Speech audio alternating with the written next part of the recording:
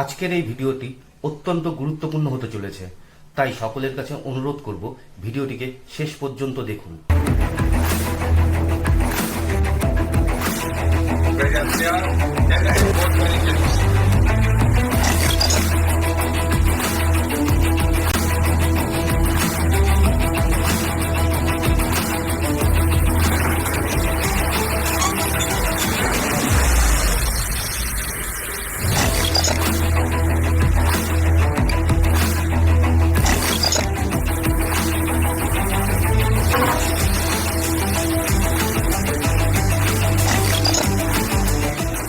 থাম্বনেলেই লিখেছি যে পাকিস্তান এবং বাংলাদেশ যৌথভাবে এবার ভারতে আক্রমণ চালাতে পারে।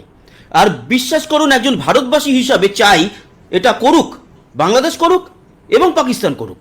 তার কারণ আমাদের সেই সুযোগটা লাগবে, আমাদের দরকার সেই সুযোগ, এবং পাকিস্তান সেটা করতে চলেছে, করুক, আমরা সেটা চাই। বলটা ছুঁড়ে মারুক, তবেই না তাকে মাঠের বাইরে পাঠাতে পারবো। একেবারে বাউন্ডারির বাইরে ছয় দরকার আছে এটা করার। মনে আছে আপনাদের, কিছুদিন আগে পাকিস্তানের ডিজি আইএসপিআর কি বলেছিল? এবার আর পশ্চিম দিক থেকে শুধু নয়, পূর্ব দিক থেকেও আক্রমণ করবে পাকিস্তান ভারতে। আর পূর্ব দিক মানে বাংলাদেশ। তখন বাংলাদেশের এই যে উপদেষ্টা মণ্ডলী যারা রয়েছে, প্রধান, মেজো, সেজো, ছোট, চানা, পুটি, তারা কেউ কোনো কথা বলেনি। যদিও এই সরকারটাই অবৈধ, কিন্তু কেউ একবারের জন্য বলেনি যে না, ভারতে আক্রমণের জন্য আমরা বাংলাদেশের জমি ব্যবহার করতে দেব না, বলেনি। আর আমরা চাই ব্যবহার করতে দিক, তবেই তো বুঝতে পারবেন আপনারা যে বাংলাদেশের এই যে মোহাম্মদ ইউনুস এবং চালচামুন্ডা যারা রয়েছে, তারা কত বড় পাকিস্তান প্রেমী, কত বড় ভারত বিদ্বেষী এবং কত বড় বাংলাদেশ বিদ্বেষী। কেন? তার কারণ ওদিক থেকে আক্রমণ চালালে তাহলে এদিক থেকে ব্রহ্মসগুলো কিন্তু গিয়ে পড়বে বাংলাদেশের মাটিতে। আর বাংলাদেশের মাটি কিন্তু কোথাও কোথাও লাল হয়ে যাবে, কোথাও কোথাও কালো হয়ে যাবে, কোথাও রক্তের দাগে, কোথাও এই ব্রহ্মস বা এই ধরনের ক্ষেপণাস্ত্রর যে আগুন, সেই আগুনে মাটি কালো হয়ে যাবে। এটাই আপনারা চান। যখন ইরান বলেছিল যে পাকিস্তান আমাদের হয়ে ইসরায়েলে পরমাণু বোমা নিক্ষেপ করবে, তখন কিন্তু পাকিস্তান বলেছিল যে না, আমরা মারব না, এই বোম আমাদের জন্য। কিন্তু বাংলাদেশ বলতে পারিনি একবারের জন্যও যে না, ভারতে আক্রমণ চালানোর জন্য আমরা বাংলাদেশের মাটি ব্যবহার করতে দেব না পাকিস্তানকে। আর আমরা এটা চাই করুক। এবং যখন ভিডিওটা দেখছেন তখন হয়তো 6ই অক্টোবর পড়ে গেছে। 6ই অক্টোবর সোমবার পাকিস্তানের একটি সেনাবাহিনীর বড় আধিকারিকের দল তারা বাংলাদেশে আবার ভিজিট করতে আসছে। বাংলাদেশের সেনাপ্রধান জেনারেল ওয়াকারুজ্জামানের আসার কথা ছিল ভারতে, তিনি আসেননি বা আসবেন না, এটাই খবর। আসার মুরদও নেই, এই মুহূর্তে দমই নেই ভারতে আসার। এখানে শেখ হাসিনা বসে রয়েছে, যদি মুখোমুখি হয় তাহলে কি হবে? যদিও সেরকম সম্ভাবনা ছিল না, কিন্তু আমরা চাইছি যে একবারের জন্য হলেও প্লিজ আপনারা, মানে পাকিস্তানি হোক, বাংলাদেশি যারা চায় ভারতে আক্রমণ চালাতে, প্লিজ আক্রমণটা করুন, তবেই তো আমরা সুযোগ পাবো। না হলে এমনি না, ঠিক আক্রমণ চালিয়ে মজাটা আসে না। আসলে আমাদের একটা ছুতো দরকার আক্রমণ চালানোর আগে। কারণ আমাদের ব্যবস্থা একেবারে পাক্কা হয়ে গেছে দুটো সীমান্তেই। আপনাদের জানিয়ে রাখি, স্যার ক্রিক যেটা কচ্ছের রান, সেখানে ব্যবস্থা হয়ে গেছে, জম্মু কাশ্মীরে ব্যবস্থা হয়ে গেছে, এছাড়া গুজরাট সহ পুরো রাজস্থান নিয়ে যে আমাদের উত্তরাঞ্চলের বা উত্তর পশ্চিমের বর্ডার, সমস্ত জায়গায় ব্যবস্থা একেবারে পাকা, কোনো টেনশন নেই। ওদিকে আমরা তো পিওকে এমনি নেব, এছাড়াও এই স্যার ক্রিক সহ অনেক কিছু আমরা কিন্তু আমাদের ভারতে আনতে চলেছি। এবং পাকিস্তানের ইতিহাসও পরিবর্তন হবে, ভূগোলও পরিবর্তন হবে। আগামী দিনে পাকিস্তানের ম্যাপ দেখে তারা, আজকে যারা সেই ম্যাপটা দেখছে, তারা কপাল চাপড়াবে আর বলবে হায় হায় কি ছিল আর কি হয়ে গেল। যদিও পাকিস্তান নামক কোনো দেশ থাকবে কি না এটা নিয়েও সন্দেহ রয়েছে, তার কারণ পাকিস্তান চারটে ভাগে বিভক্ত হতে চলেছে। সিন্ধ প্রদেশ, বালুচিস্তান, খাইবার পাখতুনখোয়া এবং পাঞ্জাব প্রদেশ। তার মানে পাকিস্তান বলে আর কোনো দেশ থাকবেই না ম্যাপে পৃথিবীতে। অন্যদিকে বাংলাদেশ, যারা পূর্ব পাকিস্তান হতে চাইছে আবারও, যারা ভুলে গেছে 1971 তাদের বাড়ির মহিলাদের ধর্ষণ, তাদের বাড়ির ছেলে, স্বামী, বাবা, দাদু, তাদের গুলি করে হত্যা, অত্যাচার, টেনে নিয়ে যাওয়া জেলে, বুটের বাড়ি, লাথি, যারা ভুলে গেছে, তারা, যারা পাকিস্তানকে ভালোবাসে আজও, যারা অ্যাকচুয়ালি পাকিস্তানের জারজ সন্তান, তারা বুঝতে পারবে যে বাংলাদেশ নামক কোনো দেশ থাকবে কি না। তবে এটুকু বলতে পারি, বাংলাদেশের প্রচুর মানুষ আছে যারা এদের সহ্য করতে পারে না, যারা বঙ্গবন্ধুর একেবারে কাছের মানুষ, আজও শেখ হাসিনার কাছের মানুষ, এবং যারা বাংলাদেশের আলটিমেটলি ভালো চায়। একটা কথা বলুন না, আজ তো প্রমাণিত যে বাংলাদেশের ভালো চাইতো শেখ হাসিনা। প্রথম দিন থেকে বলে এসছি, অনেক গালাগালি খেয়েছি। আজকে আপনি বুকে হাত দিয়ে বলুন তো, মোহাম্মদ ইউনুস, এই চেলা চামুন্ডারা নাকি অরিজিনাল বাংলাদেশকে ভালোবাসতো বা ভালোবাসে শেখ হাসিনা? যা যা বলে গেছিল তাই ঘটছে তো।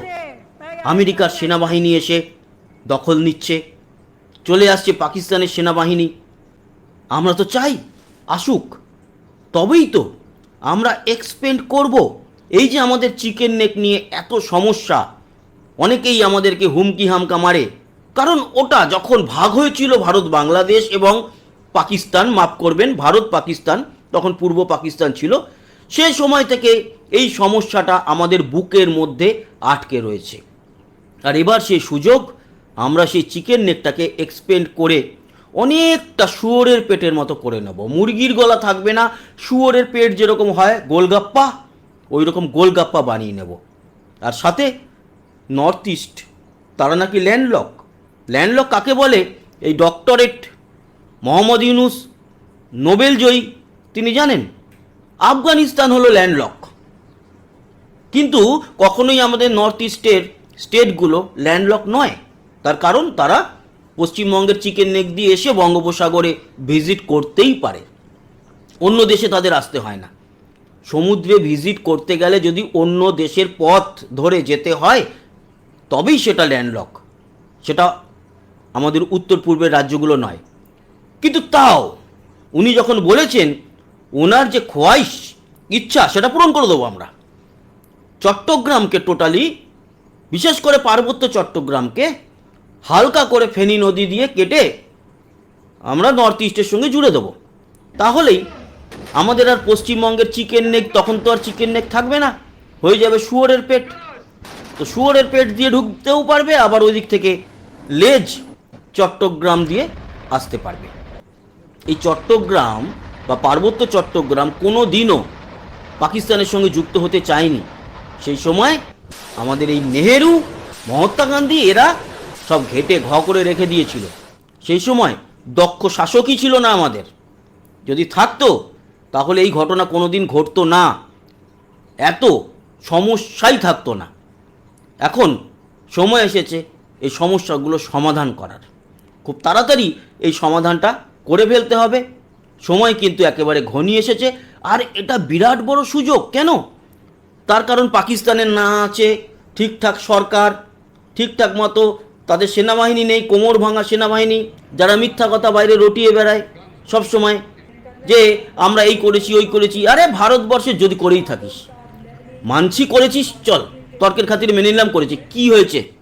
আমাদের যদি 36টা রাফেলই যদি আপনারা ধ্বংস করে থাকেন, কি হয়েছে? ভারত এক্ষুনি দাঁড়িয়ে 360খানা রাফেল কিনে নেবে, অকাদ আছে। কিন্তু পাকিস্তানের যে হ্যাঙ্গারে দাঁড়ানো 8-10খানা বিমানকে ধ্বংসযজ্ঞ চালিয়ে দিল, এবং আকাশে ওরা অ্যাওয়াক্স থেকে শুরু করে বড় বড় যুদ্ধ বিমান ধ্বংস করে দিল, সেগুলো নিয়ে তাদের দেশের জনতাও প্রশ্ন করে না, কারণ অশিক্ষিত জনতা, তারা প্রশ্ন করবে কি? আর পাকিস্তানের, তারা নাকি বলে গণতন্ত্র, তাদের দেশের কোনো একটা লোকের ক্ষমতা আছে সেনাবাহিনীকে প্রশ্ন করা যে রাজা তোর কাপড় কোথায়? সুইডেন থেকে যে অ্যাওয়াক্সটা এসছিল, সেটা নাকি 300 কিলোমিটার ভিতরে ঢুকে ভারতের একটি S-400 মিসাইল ধ্বংস করে দিয়েছে। বলার মুরদ নেই, কিন্তু বুকের ব্যথা নিজের বুকে নিয়েই এরা রাত্রিরে ঘুমায় আর স্বপ্ন দেখে ভারতের 6খানা রাফেল তারা ডাউন করেছে। আর সেগুলোই তারা বাইরে বলে বেড়ায়, ওই যে পাগলের সুখ মনে মনের মতো। এবং তারা এটা জানে, আমি যদি স্বপ্নের মধ্যে পোলাও বানাই, এমনিতে তো পোলাও খেতে পারছি না, স্বপ্নে যখন পোলাও বানাবো তাহলে ঘিটা অনেকটা বেশি দেবো, কাজু বাদাম কিশমিশটা অনেকটা বেশি দেবো, স্বপ্নে বানাচ্ছি তো, অরিজিনালি তো নয়। তার জন্যই তাদের প্রধানমন্ত্রী নামক একটি বস্তু, যার নাম শাহবাজ শরীফ, সে বলে বেড়ায় যে 5টা রাফেল আমরা ডাউন করেছি, তারপর বলে 6টা, আবার অন্য জায়গায় গিয়ে বলে 7টা। আসলে সত্যি যেটা হয় সেটা এক জায়গায় দাঁড়িয়ে থাকে, আর মিথ্যা ঘোরাফেরা করে, এটাই প্রমাণ। রাশিয়ার থেকে নাকি তারা ইঞ্জিন নিচ্ছে JF-17 থান্ডারের জন্য। কেন? চীনের সঙ্গে যৌথ উদ্যোগে তো বানান আপনারা, তো তার ইঞ্জিন চলছে না। দুদিন আগেই তাদের খবরের কাগজে পাকিস্তানের বেরিয়ে গেল রাশিয়ার থেকে ইঞ্জিন আনছে পাকিস্তান, রাশিয়া রাজি হয়ে গেছে JF-17 লেটেস্ট ইঞ্জিন দেওয়ার জন্য। অথচ আজকের খবর রাশিয়া বলে দিয়েছে না, এরকম কোনো কথাই হয়নি। কত বড় মিথ্যাবাদী, চিটিংবাজ! আর এই চিটিংবাজের আরাক পড়েছে ইউনুস। এই দুই চিটিংবাজ মিলে এখন ভারতে আক্রমণ চালাবে, আর আমরা সেটা চাইছি। আমরা চাইছি এই আক্রমণটা হোক, এবং এটারই আমরা অপেক্ষা করছি। প্লিজ করুন, করুন, বসে থাকবেন না। আর এই যে 6 তারিখে আসছে, 6 অক্টোবর 2025 সোমবার, পাকিস্তানের সেনাবাহিনীর একটি দল, আমরা চাইছি তারা এসে ভালো মতো সব রেকি করে যাক যে ভারতের কোন কোন জায়গায় আক্রমণ করবে আর ভারতকে কিভাবে টুকরো টুকরো করবে সেটা ওরা করে যাক। আর তারপর একখানা মিসাইলের অপেক্ষা, বা একটা কোনো ফাইটার জেট যেটা প্রবেশ করবে, একটা বোম ফেলবে, তারপর আর কিচ্ছু কিন্তু সময় থাকবে না হাতে কারোর। তারপর দক্ষযজ্ঞ কীভাবে চালাতে হয় তার জন্য রেডি ভারতীয় সেনাবাহিনী, ভারতীয় এয়ারফোর্স এবং ইন্ডিয়ান নেভি। ধন্যবাদ। আর অবশ্যই বাংলাদেশে আওয়ামী লীগ ফিরবেই, শেখ হাসিনা আসবেই। জয় বঙ্গবন্ধু, জয় বাংলাদেশ এবং জয় শেখ হাসিনা। তার সাথে জয় হিন্দ, বন্দে মাতারাম। খুব তাড়াতাড়ি ভালো মতো বুঝে নিচ্ছি আমরা যা ঘটতে চলেছে, শুধু অপেক্ষা করুন।